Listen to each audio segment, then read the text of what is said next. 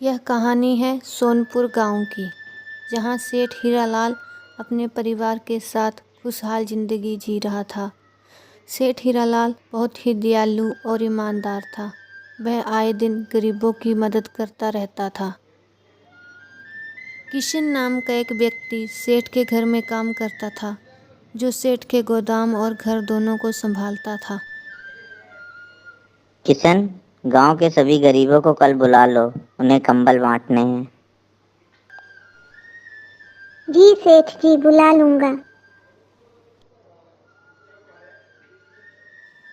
किशन सेठ हीरालाल के यहाँ बहुत समय से काम कर रहा था। जब सेठ हीरालाल कभी गांव से बाहर जाते, सब किशन के भरोसे छोड़ जाते और किशन भी बहुत अच्छे से सब संभालता। किशन, मुझे काम से कुछ दिनों के लिए शहर जाना पड़ेगा। यहाँ का सब काम तुम संभाल लेना। 2 दिन बाद मुखिया को फसल का दाम देना है, तुम समय से दे देना। जी सेठ जी, आप निश्चिंत होकर जाइए, यहाँ सब मैं देख लूंगा। सेठ घर की चाबियां किशन को देकर अगली सुबह अपने परिवार के साथ शहर के लिए निकल जाता है। 2 दिन बाद फसल का पैसा देने के लिए किशन संदूक खोलता है। संदूक को देखकर किशन के मन में लालच आ जाता है। अरे इतना धन, अगर इतना धन मुझे मिल जाए तो पूरी उम्र आराम से बैठ के खाऊंगा। इतना सोचकर किशन सारा धन एक थैले में भरता है और गांव छोड़कर भाग जाता है। कुछ दिनों बाद सेठ हीरालाल अपने परिवार के साथ गांव वापस पहुंचता है। घर बा गांव में खोजने के बाद सेठ को किशन कहीं नहीं मिलता है। थक हार के सेठ अंदर कमरे में जाता है। वो देखता है कि पैसों का संदूक खाली पड़ा है। अब सेठ को विश्वास हो जाता है कि किशन ने उसके साथ विश्वासघात किया है और वह सेठ का सब सामान लेकर यहाँ से भाग गया है।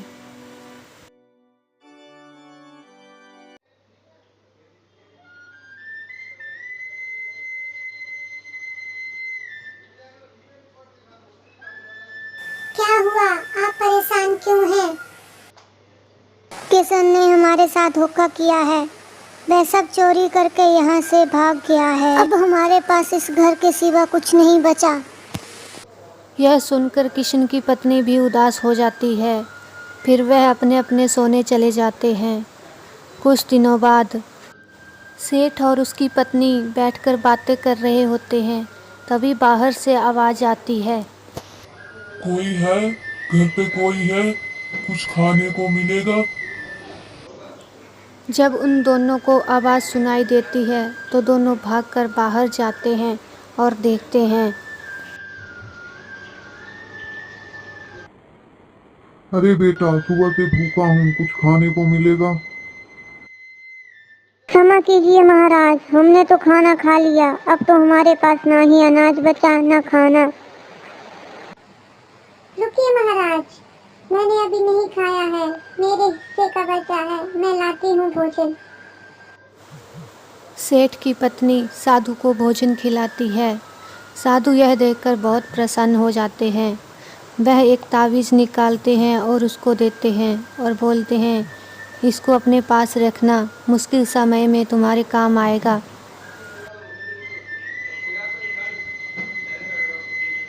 तुमने अपने हिस्से का खाना दे दिया, अब तो हमारे पास कुछ नहीं है।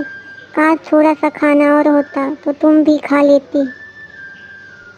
इतना कहते ही वहाँ पर कुछ अनाज आ जाता है। यह देखकर दोनों बहुत खुश हो जाते हैं। ये क्या, खाना आ गया? मुझे लगता है ये इस ताबीज़ से आया है। क्यों ना हम कुछ और मांग के देखें। जी हाँ, और मांग के देखो कुछ। मुझे कुछ पैसे मिल जाए अपना काम शुरू करने के लिए तो कितना अच्छा हो जाए। इतना बोलते ही वहाँ पर कुछ पैसे आ जाते हैं। यह देखकर दोनों बहुत खुश हो जाते हैं। अब सेठ अपना काम शुरू कर लेता है, जिससे काम अच्छा भी चलने लगता है और उनकी स्थिति धीरे धीरे ठीक होने लगती है। फिर एक दिन सेठ और उसकी पत्नी आपस में बात करते हैं कि अब उनका काम अच्छा चलने लगा है, इस तावीज़ को अब हमें कहीं अच्छी जगह सुरक्षित रख देना चाहिए। फिर वह दोनों उस तावीज़ को एक नदी में बहा आते हैं जिससे कि वह किसी के हाथ न लगे।